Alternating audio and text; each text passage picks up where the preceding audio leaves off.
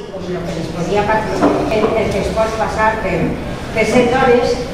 Després hem parlat d'una altra dona que ha sigut, indudablement no ha sigut empresària, però sí que ha sigut directiva. Pilar Soler és una dona que se n'ha caracteritzat per algo perquè és una lideresa, en lo qual de alguna forma estaria molt contenta si continuara vivint, molt contenta de veure el seu llibre i de veure la continuació de l'acte que s'ha fet en aquest moment, continuant parlant de directives empresàries. Per què? Perquè d'alguna forma el que manca en aquesta societat és justament que el 50% de la població pugui arribar a postos de direcció. En aquests moments estem patint una crisi bestial i moltes persones, no n'hi és ni una ni dos, sinó moltes persones diuen que la solució estaria en les dones. Què vol dir que la solució estaria en les dones? Que per una banda les dones són les treballadores, són les que aportem innovació, podem aportar innovació per què? Perquè no hem estat mai.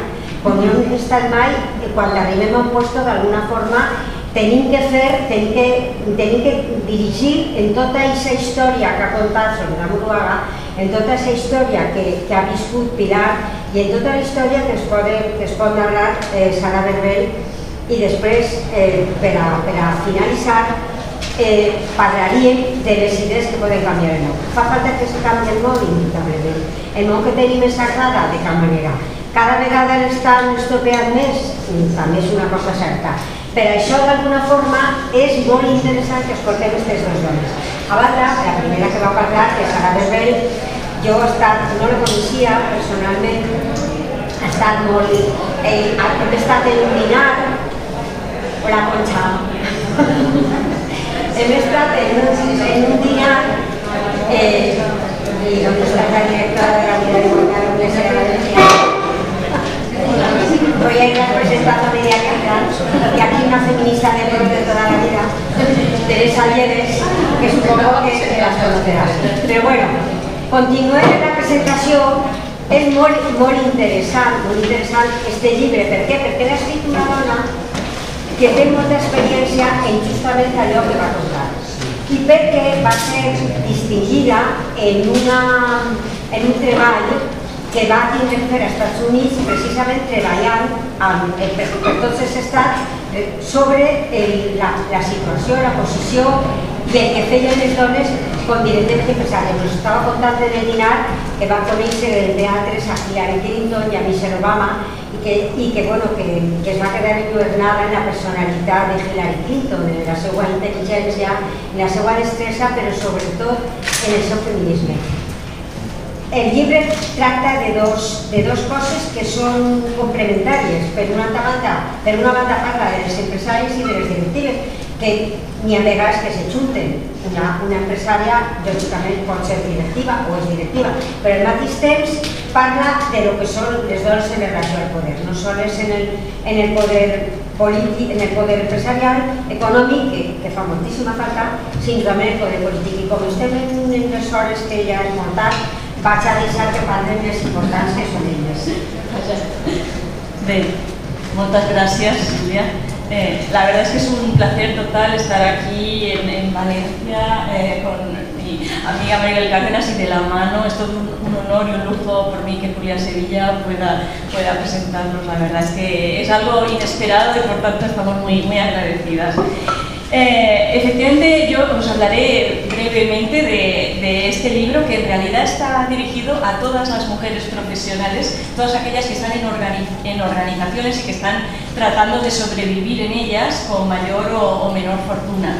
También servirá para todos aquellos hombres que quieran liderar con otros tipos de liderazgo y con una perspectiva de género.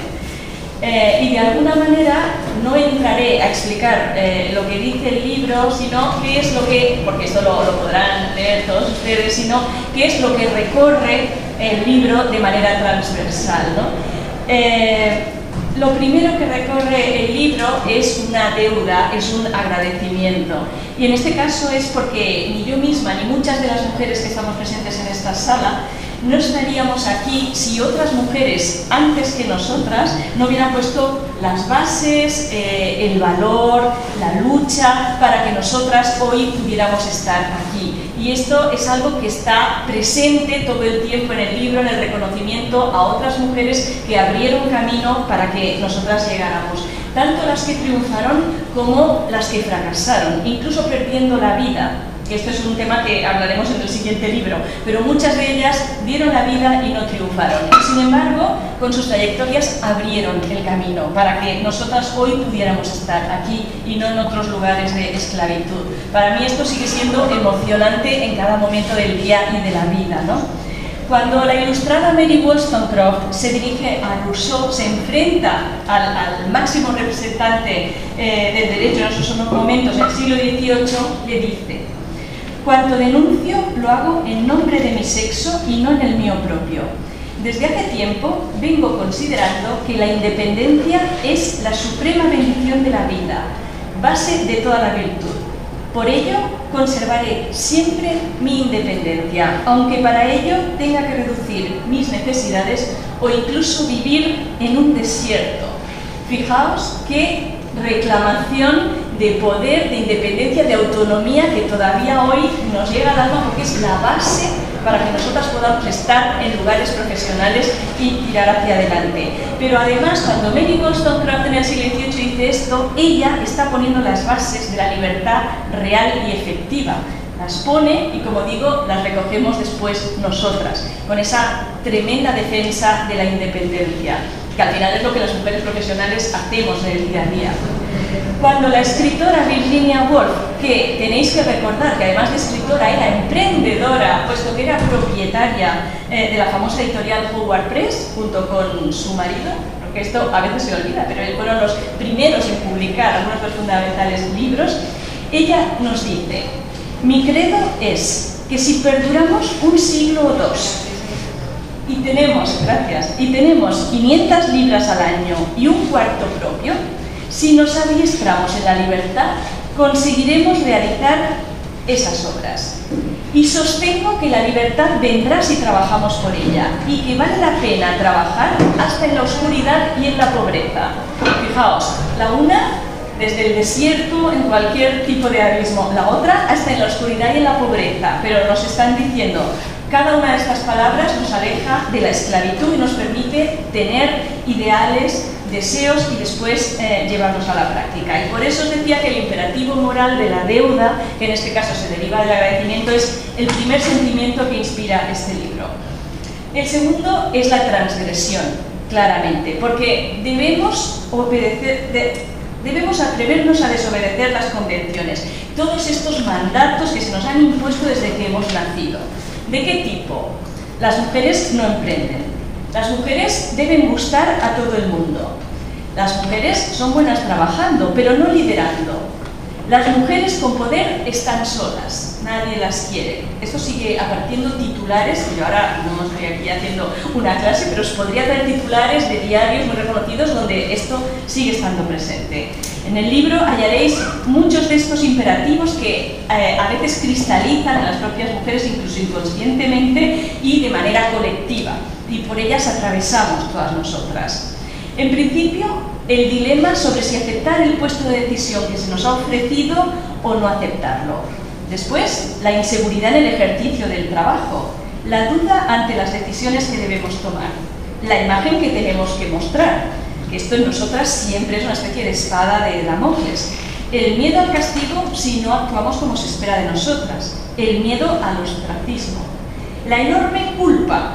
En todas las mujeres profesionales, empresarias directivas, hay una enorme culpa por tener poder y también por el supuesto abandono familiar, por ser atractivas o por no serlo, por ser jóvenes o por ser mayores, por ser inteligentes o por tener encanto.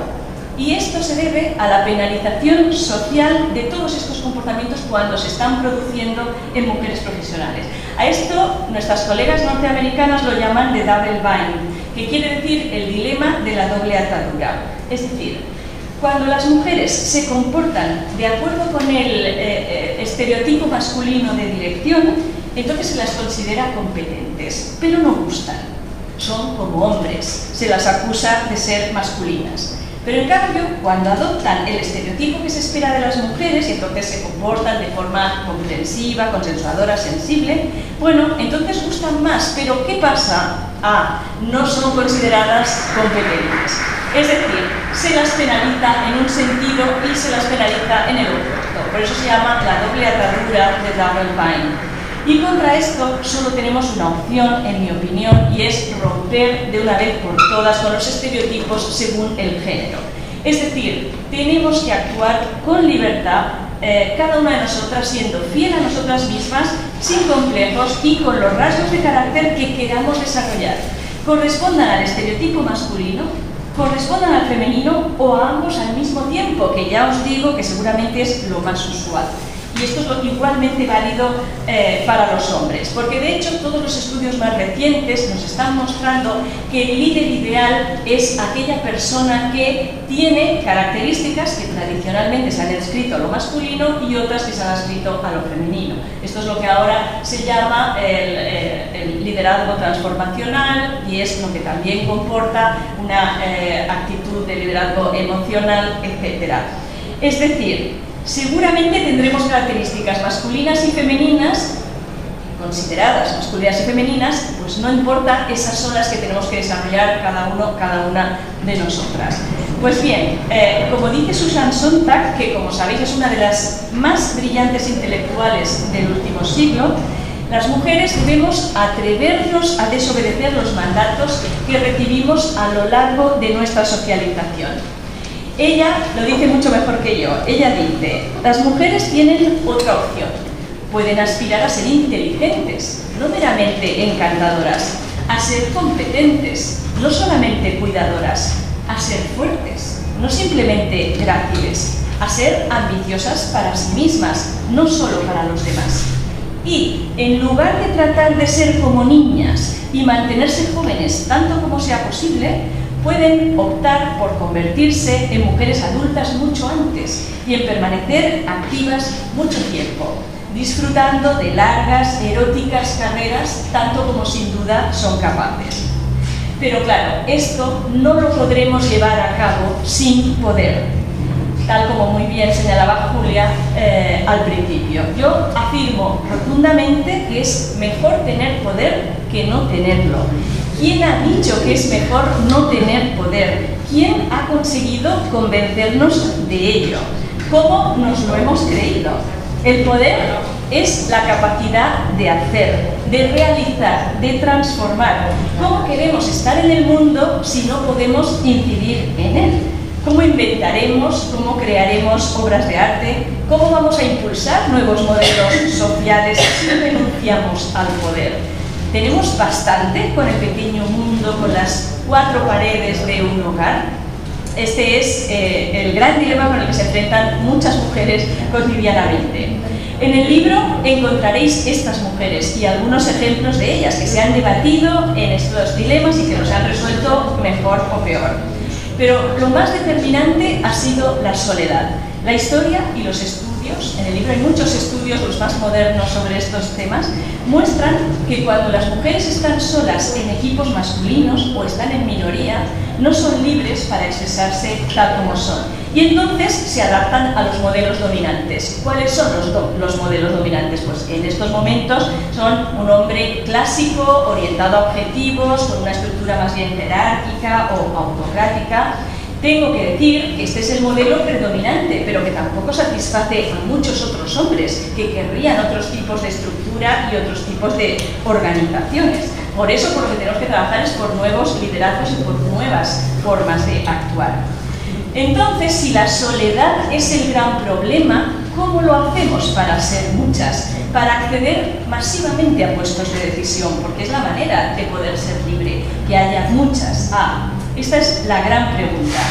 Yo sé que muchas mujeres profesionales, muchas directivas y empresarias sienten aprensión delante de las cuotas, que es uno de los sistemas en estos momentos de poder acceder. Por ello me voy a permitir una reflexión muy breve al respecto. ¿Por qué creemos que los hombres acceden a los lugares de decisión, por qué ellos acceden y por qué cuando hay mujeres acceden por cuota. ¿Y por qué pensamos que solo hay un 12% de mujeres en cargos directivos? ¿Solo estas mujeres tienen capacidad para estar ahí? Bueno, os voy a explicar la historia de Jennifer y John, que la hallaréis entre otras muchas en el libro. Y hace un par de años la Universidad de Yale exploró la búsqueda de trabajo en el campo científico y envió un currículum vitae a profesorado. Había 50% de profesores hombres, 50% de profesores mujeres, de 6 universidades, y 3 universidades eran públicas y 3 eran privadas, es decir, hicieron lo máximo para que fuera realmente riguroso. Tenían que valorar la idoneidad de ese currículum vitae y proponer un sueldo que ofrecerle, y era para ser responsable de laboratorio. Bien, el currículum vitae que se envió era exactamente el mismo para todo el profesorado, hombres, mujeres, público, privado, todos, pero con un pequeño matiz. La mitad de las veces iba firmado por una mujer, Jennifer, y la otra mitad de las veces iba firmado por un hombre, John. Mismo currículum. Los resultados fueron demoledores. La puntuación obtenida por el candidato John, en todos los casos, en todos, fue superior a la de Jennifer. Él tuvo una media de 4 puntos sobre 7 y ella 3. Pero lo más grave no es eso. Lo más grave es que el salario que se les propuso, en el caso de él, superaba los $30.000 y en el de ella 26.000. Fijaos, el mismo currículum, es dramático, ¿no? Esto es el techo de cristal. Y por eso no se ve, por eso se le llama de cristal, porque es invisible, pero delante del mismo currículum, firmado por un hombre o una mujer, nuestra tendencia generalizada de hombres y mujeres es a valorarlos de diferente manera. En todo caso, solo los países que han establecido cuotas, como Noruega, Francia, doblan el número de mujeres en puestos de decisión. Pero es que además una cuota no significa que se coge a la primera mujer que pasa por la calle, que a veces queda esa sensación. Una cuota significa que a igualdad de formación y a igualdad de experiencia se irán escogiendo mujeres hasta que haya un cierto equilibrio. Pero además, incluso cuando se escoge a las mujeres por cuota, se ha comprobado que los beneficios que aportan a las organizaciones son grandes. Los equipos mixtos siempre son los que mejor funcionan. Empresas multinacionales como Catalyst o McKinsey, que ya os digo que no son nada sospechosas de feministas, han demostrado que los equipos mixtos de dirección aumentan en ventas, aumentan el nivel de productividad, aumentan la ampliación, es decir, son realmente mejores que aquellos que solo tienen hombres del consejo de dirección. Es decir, nunca se es un florero, excepto el porcentaje que siempre puede haber, tanto en hombres como en mujeres. Mujeres con formación y con experiencia aportan tanto como ellos. Por tanto, necesitamos una masa crítica de mujeres en cargos de decisión para poder romper todos estereotipos. Los nuevos liderazgos éticos, las nuevas organizaciones ayudarán. Pero también necesitamos mentoras. Yo animo a que las personas que estéis aquí os convirtáis en mentoras o en mentoradas de otras. ¿Por qué? Encontraréis también en el libro estudios que muestran que aquellas chicas cuyas madres son empresarias emprenden 3 veces más que las que no, pero también emprenden mucho más que los chicos cuyas madres son empresarias. Es decir, para una mujer, tener un modelo mujer es enorme, es un impacto terrible para ella después poder subir y pensar que tiene capacidad de avanzar. Bien, por último, el tercer sentimiento que recorre el libro es la esperanza, y es la esperanza a pesar de todo. A pesar de que estamos en un momento de recesión, a pesar de que este 12% de mujeres en puestos de alta dirección se ha reducido a un 7% en momentos de crisis, pero no es por la crisis, porque el masculino solo ha bajado un punto y el de las mujeres, como veis, ha bajado casi la mitad. Bueno, la esperanza a pesar de todo, porque no lo habría podido escribir sin ella. Yo he tratado de resistirme al escepticismo, a la indefensión y, os extrañará, pero aferrarme a la teoría matemática de los sistemas complejos, según la cual una pequeña perturbación inicial puede generar un efecto enorme, a veces inesperado. Es lo que en lenguaje coloquial se llama el efecto mariposa. que consiste en que el simple aleteo de una mariposa puede devenir un huracán en el otro extremo del mundo. O sea, pequeños eventos como este que estamos haciendo aquí pueden tener grandes y amplias consecuencias. ¿O no es esta la definición de la esperanza? Pues desde esta perspectiva he escrito el libro y estaré encantada de compartirla con todos. Muchas gracias.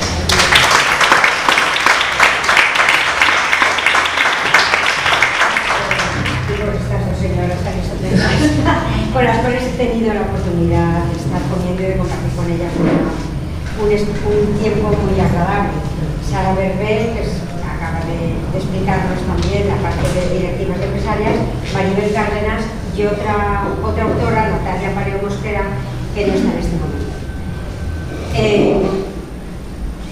¿Cómo no nos gustaría, no? Cambiar el mundo? Sería estupendo. Nos gusta el mundo que tenemos en este momento, nos parece un mundo habitable, deseable, nos apetece dejar este mundo a las generaciones que pueden venir detrás de nosotros. Hemos recibido el mismo mundo que vamos a pasar. No viene nada mal recibir una pequeña ayuda, porque las ideas siempre se agradecen. Por lo menos yo cuando he ojeado este libro, cuando lo he leído, me ha parecido que bueno, pues que acompaña mucho, que da un poco como como la mochila o la capacidad, lo que necesitamos, la bolsa que necesitamos, la imaginación que nos hace falta para repasar aquellas cosas que han ido cambiando a lo largo del tiempo, que han sido capaces de producir un cierto cambio y que de alguna forma nos puede servir también a nosotras para esta reflexión que hacen estas autoras, nos puede servir también para ayudarnos en esa idea que por otra parte ha comentado Sara Berber, de directivas empresariales, de ser capaces de cambiar nuestro entorno y, si es posible, también el resto del mundo. ¿Hablas un poquito? Hablo yo un poquito, sí. Muchísimas gracias, buenas tardes y muchísimas gracias por estar aquí. Primero quiero también reeditar, como Sara, mi agradecimiento a la Feria del Libro de Valencia por invitarnos a compartir este espacio y a ti, Julia, por este lujo de tenerte como presentadora. Cuando hemos compartido este espacio que decía Julia, la comida, una de las cosas que ella nos apuntaba, nos sugería, era la posibilidad de que explicáramos también no solo la narrativa, aquello que ustedes pueden encontrar de lo que aborda este libro, sino lo que nunca se cuenta de alguna manera, qué hay detrás de este libro, cuál ha sido la motivación, cuáles son los elementos, las ideas, las reflexiones, el vivir y el sentir que nos ha llevado a escribir este libro. Hola. Y en ese sentido, Ideas que cambian el mundo es un libro que nace también, y en la línea que antes desarrollaba Sara, de unos fuertes sentimientos. Por un lado, un sentimiento que tiene que ver con el amor en diferentes modos de expresión.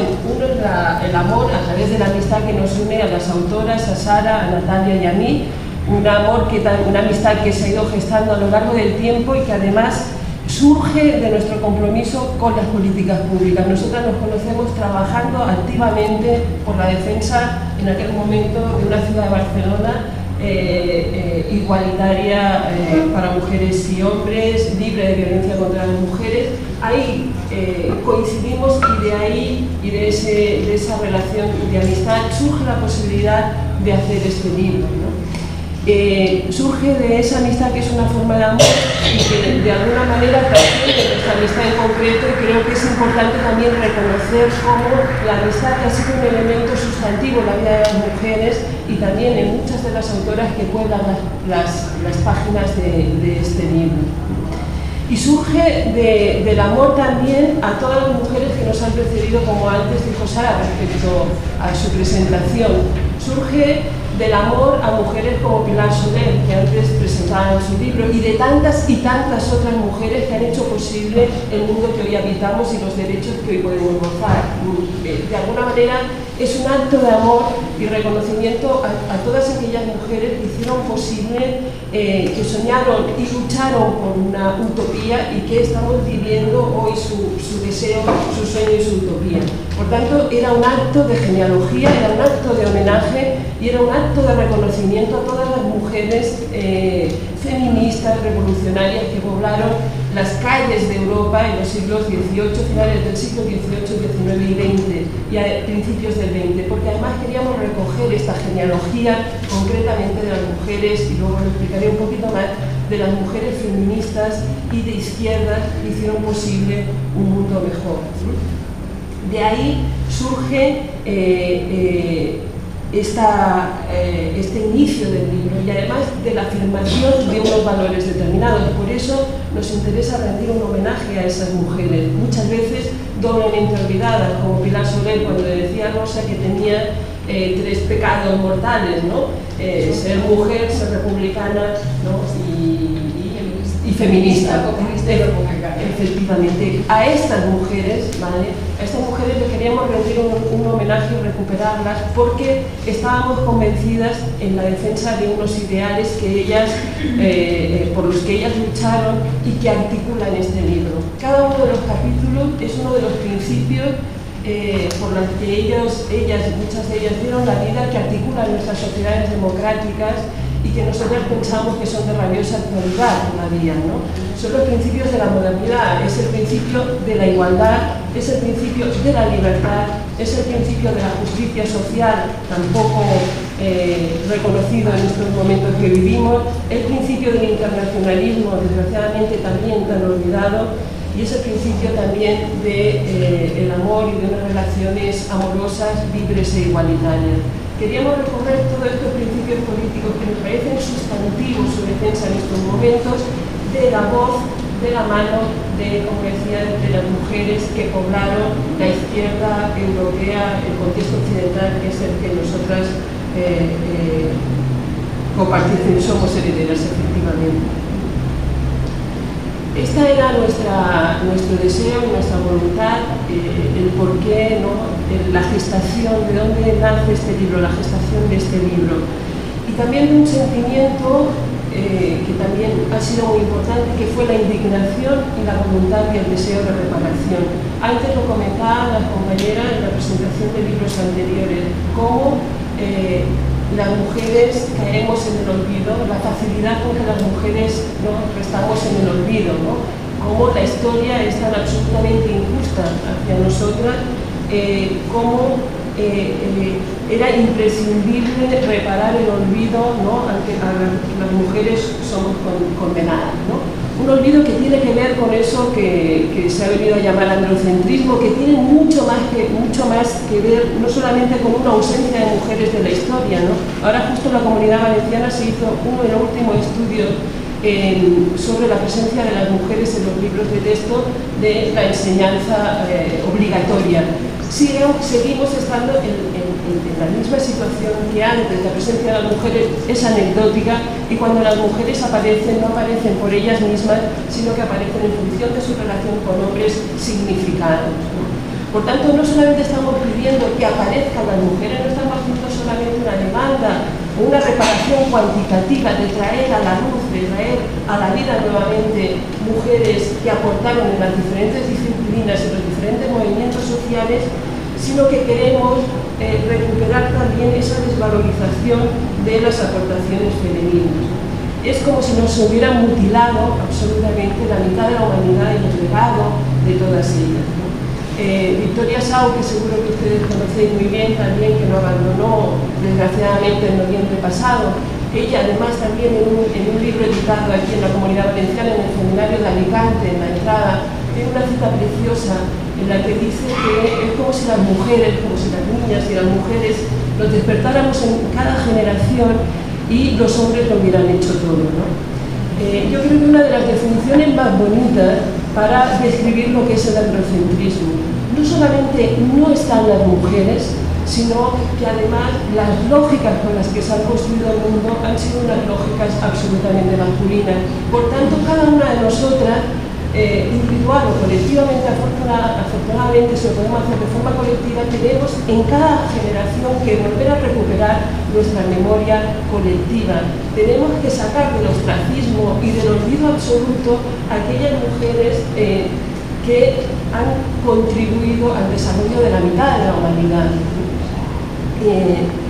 Y por tanto, cuando Julia decía también, ¿no?, este ciclo que lleva por título Mujeres que leen y Mujeres que escriben, nosotros hemos escrito este libro porque previamente hemos leído mucho y hemos leído lo que no estaba en los libros también. Hemos leído desde el silencio de la historia y por tanto lo que hemos hecho es recuperar los textos, la historia, las aportaciones y la vida de todas estas mujeres. Ahí encontraréis la aportación, como decíamos, de mujeres de la izquierda europea, y por tanto queríamos recuperando estas voces de las mujeres que nos precedieron, y también trazar una genealogía de las mujeres feministas, como decía, que formaban parte de la tradición progresista de la izquierda europea. Muchas veces pensamos, y también es cierto, que el feminismo, desde su génesis en esa Europa, en esa Francia ilustrada, ha estado defendido por mujeres que gran parte de ellas provenían, pues, de la burguesía o de la aristocracia. Si pensamos en los salones, ¿no?, esas primeras, no sé, la Madame de Châtelet, ¿no?, por ejemplo, cuando escribió el discurso de la felicidad, que lucharon denodadamente por tener acceso a la educación, o mujeres como la propia Alejandra Kollontai, que formaba parte, pues, de la aristocracia rusa en su momento. Olvidamos que hay una tradición también de mujeres que venían de las clases populares, mujeres que estaban doblemente excluidas, y a todas ellas les queríamos también rendir un homenaje. No olvidar a mujeres, por ejemplo, como Olympia de Gouges, la artífice, nuestra madre simbólica que da pie, ¿no?, al feminismo y a la voz colectiva de las mujeres, con aquella declaración de la mujer y la ciudadana, que provenía de las clases populares, que era una actriz, una libre pensadora y una mujer autodidacta, o la propia Mary Wollstonecraft, que tuvo una vida terriblemente difícil, que vivió la violencia de género en su propia experiencia con un padre atroz, que trabajó de institutriz y que tuvo la valentía de enfrentarse al gran ilustrado de su época, al gran misógino de su época, que fue Rousseau, ¿no?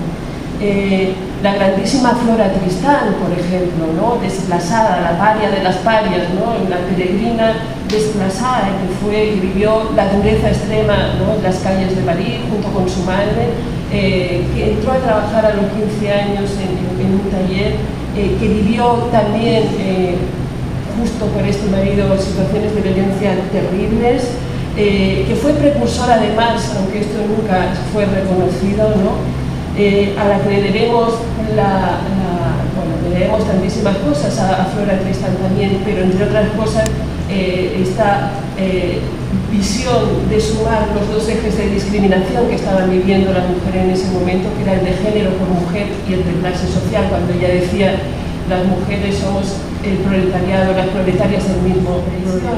Ella también viviendo en ocasiones la extrema pobreza, ya no en las calles de París, sino en Madrid, trabajando de modista junto con su madre, ¿no? ¿Cuántas mujeres no han estado vinculadas su historia, su vida a lo que ha significado el textil en nuestro país? De hecho, esta portada, este libro es un homenaje también, es una foto que se tomó de la primera huelga de mujeres que se hizo en Cataluña. Eran mujeres que trabajaban en el textil a finales del siglo XIX en una plaza de una ciudad industrial de Barcelona que se llama Igualada. En 1889 Sara tiene una memoria prodigiosa. ¿Cómo no recuperar, como decía, esta tradición de todas estas mujeres como Clara Campoamor, ¿no?, que defendieron, como decíamos, la igualdad, ¿no?, todas estas revolucionarias francesas, que hicieron posible, que participaron activamente en un cambio de modelo, que participaron activamente en hacer posible un cambio de mundo en su momento y que reivindicaron su condición de sujeto político, su condición de igualdad, la igualdad de todo ser humano que propugnaba la propia Ilustración, y como pensadores como Rousseau las excluyen de esa igualdad, pues argumentando elementos que sabemos vinculados con la biología, que siempre ha sido la gran excusa, ¿no? El gran argumento para colocarnos en el otro lugar. Esta defensa, por ejemplo, de la igualdad, que ha ido de la mano siempre de la defensa de la libertad, porque todas ellas y nosotras sabemos que la libertad sin igualdad en realidad es una falacia, es una libertad, como decíamos con Julia, aristocrática, es una libertad para algunas. Ellas sabían bien que la igualdad era la condición sine qua non de la libertad, que era imprescindible que las mujeres accedieran y accediéramos a los derechos de ciudadanía, porque si no solamente sería la libertad solipsista de algunas elegidas y se le negaría la libertad de acción, de elegir, de actuación a la mayoría de las mujeres. ¿Cómo no recordar además las palabras de Clara Campoamor, ¿no?, en el Congreso, cuando algunos ponentes hablaban del déficit de libertad de las mujeres y que por tanto votarían lo que sus maridos, sus confesores les dijeran, ¿no? Y ella hizo esa declaración tan maravillosa que creo que es un regalo también para todas nosotras, en la que decía que las mujeres solamente podríamos conocer la libertad practicándola, ¿no? Y es imprescindible que las mujeres podamos ser libres mucho más en estos tiempos adversos que nos ocupan, ¿no? Cómo defendieron la justicia como principio político fundamental, cómo no recordar la defensa que hicieron las grandes pensadoras y activistas que fueron Clara Zetkin o Rosa Luxemburgo, por ejemplo, ¿no? El internacionalismo, que es un valor que en estos días está en crisis, pero que el feminismo siempre ha ido dentro de su ADN. El feminismo es necesariamente internacionalista, porque cuando se cuestiona, cuando se vulnera los derechos humanos de una mujer, nos los están vulnerando a todas nosotras, y ellas eran conscientes y así lo definían, ¿no? O cómo defendían otras formas de relaciones afectivas entre hombres y mujeres que todavía no hemos conseguido que sean una realidad. Cuando Alejandra Kollontai, por ejemplo, decía que el amor era el opio de las mujeres, ¿no? Si miramos los datos que mostraban la primera encuesta que se ha hecho europea sobre el impacto de la violencia en las mujeres en nuestro contexto, 1 de cada 3 europeos sufren situaciones de violencia, con lo cual todavía no hemos conseguido hacer efectivo, ¿no?, el sueño de libertad y de reconocimiento que propugnaba, por ejemplo, Alejandra Kollontai, o el propio John Stuart Mill, cuando renuncia al casarse con Harriet Taylor de la situación de privilegios que la ley le estaba otorgando en ese momento. Aquí encontraréis mujeres que con sus ideas y con sus acciones cambiaron el mundo, pero también hombres que estuvieron en una defensa activa de los derechos de las mujeres, porque lo que ellas y nosotras propugnamos es que el feminismo es, como lo dicen grandes pensadoras y maestras como Celia Moró, que también es una de las grandes ilustres valencianas, filósofas valencianas y feministas, el feminismo siempre ha sido un humanismo, y por tanto lo que estamos defendiendo es que es una teoría política que tanto hombres y mujeres podemos llevar con nosotros. Por tanto, estamos haciendo un recorrido por lo que ellas defendieron, por lo que fueron sus agendas, lo que fueron los temas que situaron en la agenda política de Occidente y que siguen conformando gran parte de nuestra agenda actual, desgraciadamente. Antes hacían referencia, por ejemplo, a la evolución respecto a la ley del aborto y tantos otros temas que estamos viendo amenazados. Pero este libro, y para acabar, no cansaros porque ya ha sido un día apasionante, una tarde apasionante pero larga, no solamente quiere ser un acto de reparación, ni siquiera un recoger las voces y las vivencias de todas estas mujeres, sino que también quiere ser un puente tendido al futuro. Nosotros somos conscientes, igual que lo era Flora Tristán, que formamos parte de esta genealogía que va mucho más allá de nosotras, que estamos viviendo este momento y que hubieron otras que nos precedieron, pero también habrá otras que vendrán, ¿no? Como decía Concepción Arenal en su libro A las mujeres del porvenir, o como decía Flora Tristán cuando le dedicaba a su hija esta frase de: te juro que lucharé por ti, que haré un mundo nuevo, que tú no serás esclava ni paria. Este libro de alguna manera también es nuestra contribución, no solamente a las ideas que cambien este mundo, sino al mundo que vendrá. Igual que nosotras vivimos su utopía, consideramos que tenemos que seguir luchando, ya no para que se dé una involución, sino para que se construya un futuro donde hombres y mujeres podamos ser libres, podamos vivir en igualdad y podamos construir un mundo de justicia social para todas y para todos. Y en ese sentido siempre nos gusta recordar a otra mujer, en este caso una anarquista que fundó Mujeres Libres, que además fue una mujer lesbiana y que lo expresó ya en su momento, en aquellos años de la República Maravilloso, y que creo que finalmente también acabó viviendo en Valencia, que era Lucía Sánchez Saornil, ¿no? Lucía Sánchez Saornil, bueno, la conocéis, magnífica militante anarquista y magnífica poeta también, ¿no? Y tiene unos versos que dedica a la victoria de Samotracia, y se inspira en la victoria de Samotracia y dice: podré perder como tú la cabeza, pero nunca las alas, ¿no? Este libro de alguna manera es un homenaje a todas ellas y es un canto para que nunca las mujeres ni los hombres feministas perdamos las alas y sigamos cambiando el mundo.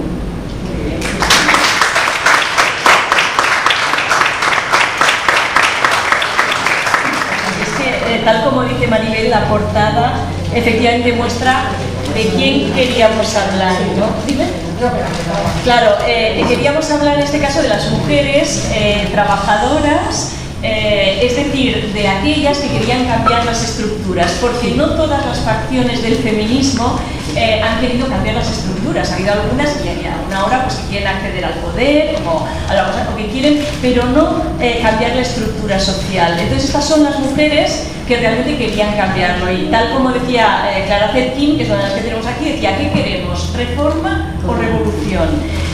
Cuando leemos, como leíamos hace unas semanas, los datos de que la violencia de género aumenta entre los jóvenes, por ejemplo, estamos viendo que no hemos cambiado la estructura, que hemos cambiado algunas cosas tipo reforma, pero la estructura social, la que realmente está en la base, en las familias, en las relaciones afectivas, no la hemos cambiado.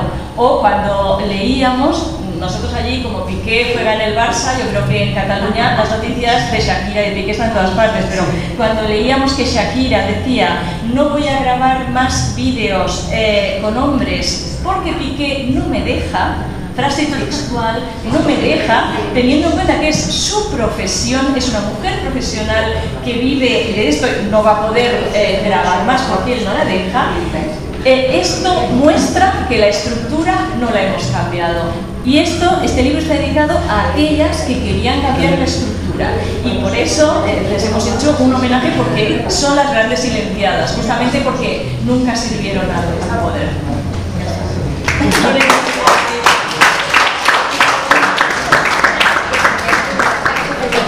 Porque yo he disfrutado desde el primer minuto un montón. A Rosa ya la había visto presentando el libro de Pilar, estuve con Emilia y la verdad es un lujo. Agradeceros el reconocimiento en un día como hoy, que hace 42 años, que murió Clara Campoamor en Los Ángeles. Un 30 de abril de hace 42 años. La nombraba y me alegraba de que esta mañana lo comentábamos, ¿no?